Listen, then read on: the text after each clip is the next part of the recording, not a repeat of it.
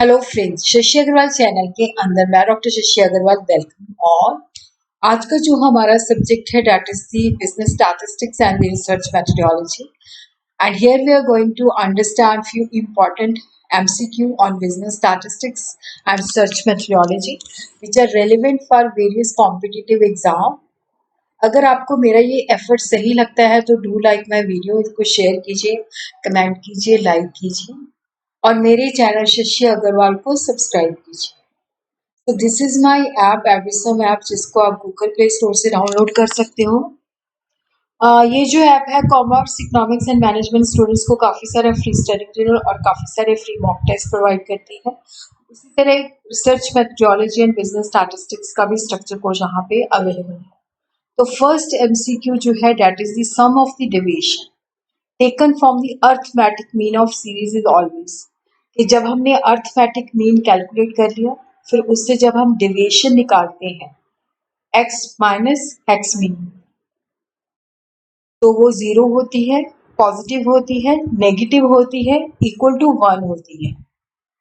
तो the right answer is zero, कि जब भी हम अर्थमेटिक मीन से डेविएशन लेते हैं, जब हम उनको टोटल करते हैं तो उसका जो आंसर होता है वो जीरो होता है। If the first quartile is 142 and the semi-interquartile range is 18, then assuming the distribution to be symmetrical, the value of the median is 151, 160, 171, 180. So the right answer is 151. इसको हमने किस तरह से निकाला है? अब हमें यहाँ पे फर्स्ट क्वार्टर दिया हुआ है 142, सेमी इंटरक्वार्टर रेंज दी हुई है 18, मीडियन दिया हुआ है, सॉरी मीडियन निकालना है। इंटरक्वार्टर रेंज Q3 माइनस Q1, तो यहाँ पे मीडियन जो है that is the Q which is equal to Q2, 18/2 plus 142 which comes around 151। Q2 और मीडियम जो होते हैं सेम होते हैं। तो यहाँ पे हमें ये चीजें बताई गई हैं, arithmetic mean, harmonic mean, geometric mean, quadratic mean.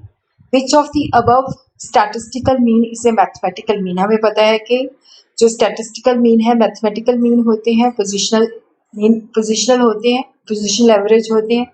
तो arithmetic mean and harmonic mean जो है फर्स्ट ऑप्शन है, दूसरी ऑप्शन जो है हार्मोनिक एंड ज्योमेट्रिक है, तीसरी जो है अर्थमेटिक मीन एंड क्वाड्रेटिक है और डी ऑप्शन जो है दैट इज दी ऑल। तो यहाँ पे जो राइट आंसर है arithmetic mean, harmonic mean, geometric mean and quadratic mean जो है मैथमेटिकल मीन है। If mode is 25, median is 20, then the arithmetic mean will be, is it will be 20, 17.5, 22.5 and the last option is 25. So the right answer is 17.5. इस तरह से हमने इसको calculate किया है वो देख लीजिए। हमें पता है mode is equal to 3 median minus 2 mean, तो यहाँ पे मीडियन की वैल्यू जो है 20 दे रखी है, तो 3 इंटू 20 60 माइनस 2 मीन, मोड की वैल्यू दे रखी है 25। तो यहाँ पे इसका मतलब है कि जब हमने मीन की निकालना है तो 60 माइनस 25 डिवाइडेड बाई 2, तो ये आ जाता है 35 डिवाइडेड बाई 2। आंसर जो है 17.5। Which average is most affected by the extreme value? Is it arithmetic mean, geometric mean, harmonic mean, what?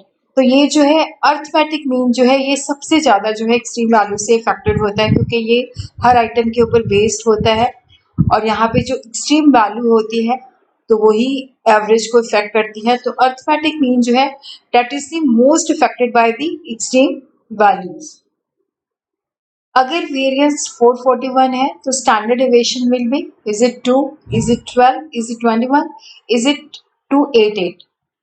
हमें पता है कि जो वेरिएंस है वो स्टैंडर्ड डेविएशन का स्क्वायर है। तो यहाँ पे जब हम वेरिएंस हमें दे रखा है 441, जब हम इसका स्क्वायर रूट करते हैं 441 का तो ये आ जाता है 21। So the right option is the 21।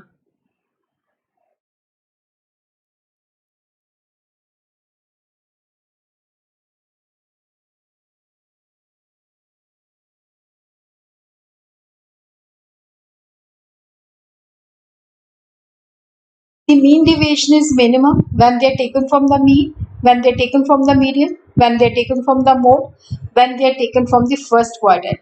Mean deviation हमेशा minimum होता है जब it is taken from the median.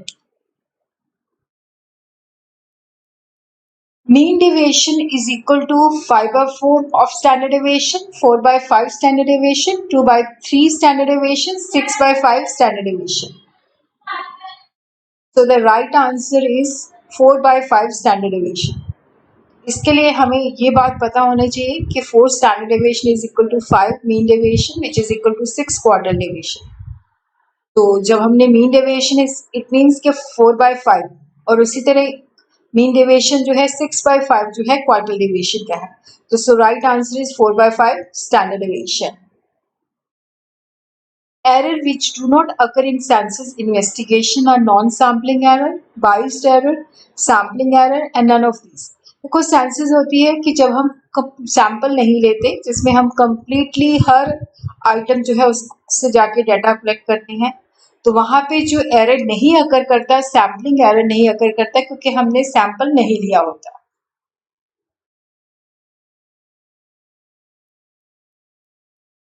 Data obtained from statistical journal, primary data, secondary data.